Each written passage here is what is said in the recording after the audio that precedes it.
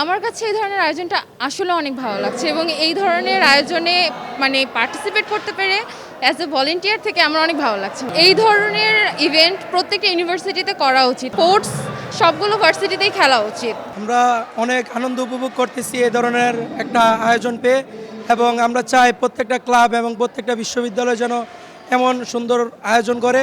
এতে আমাদের ভার্সিটির যত লুকানো প্লেয়াররা আছে ওনারা ন্যাশনাল লেভেলের সকল গেম খেলতে পারবে। শুধু ব্যাডমিন্টন না, এমন ক্রিকেট, ফুটবল সব ধরনের খেলা আমরা চাই। আমাদের টুর্নামেন্টটা আপনারা জানেন যে 49টা ইউনিভার্সিটি নিয়ে আয়োজন করা হয়েছে এবং আমরা অনেক উৎসাহিত এই টুর্নামেন্টে।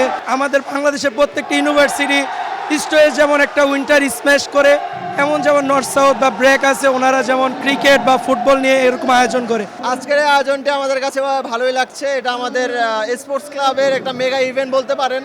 তো ইভেন্টে সাধারণত বাংলাদেশের সকল ভার্সিটি অংশগ্রহণ করার চেষ্টা করে, যেহেতু আমাদের ইভেন্টটা এবার একটু পিছিয়ে হচ্ছে সেজন্য বেশ কিছু সংখ্যক কম ভার্সিটি অংশগ্রহণ করেছে। 43 থেকে 49টি ভার্সিটি এখানে পার্টিসিপেট করেছে।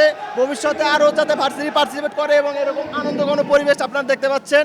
ইস্ট ওয়েস্ট ইউনিভার্সিটির বেসমেন্টে এটি অনুষ্ঠিত হচ্ছে এবং এখন সেমিফাইনাল খেলা চলতেছে, north south university versus east West university. Basically আমি যে শুরু করতে চাই সেটি হচ্ছে ইডাব্লিউ ইন্টার স্ম্যাশ 2026। এখানে হচ্ছে 42 ইউনিভার্সিটি পার্টিসিপেট করতেছে।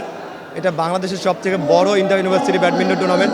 Not only inter university badminton tournament, এটা হচ্ছে বাংলাদেশের সবথেকে বৃহৎ একটা যে ইভেন্টগুলো হয় ইন্টার ইউনিভার্সিটি, তার মধ্যে একটা। সো আই হোপ যে হচ্ছে সব ইউনিভার্সিটি এরকম ইভেন্ট অর্গানাইজ করবে। এরকম করলে হচ্ছে দেখা যাচ্ছে যে একটা গেট টুগেদার হয়, সব ইউনিভার্সিটি একত্রিত হয়, সবার সাথে সবার একটা ভালো বন্ডিং সৃষ্টি হয়, ভালো একটা নেটওয়ার্কিং তৈরি হয়। হ্যাঁ, এটা একটা ভালো দিক।